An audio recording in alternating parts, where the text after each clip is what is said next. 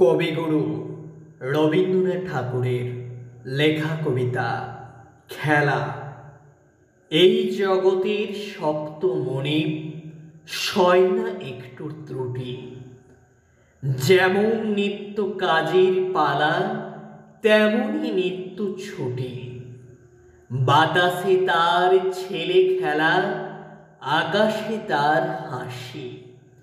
সাগর জুড়ে গদ গদ ভাস বুদবুদে যাই ভাসি।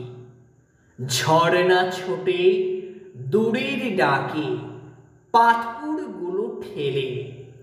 কাজের সঙ্গে নাচের খেয়াল কোথার থেকে পেলে। ওই হথা সাল 500 বছর মজ্জাতে ওরা ঢাকা। গম্ভীরতায় অটল যেমন চঞ্চলতায় পাকা।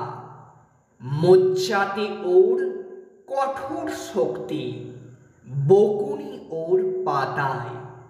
ঝড়ের দিনে কি পাগলামি চাপে যে ওর মাথায়। ফুলের দিনে গন্ধের ভোজ অবাধ সারাক্ষণ। ডালে ডালে দক্ষিণ হাওয়ার বাঁধা নিমন্ত্রণ।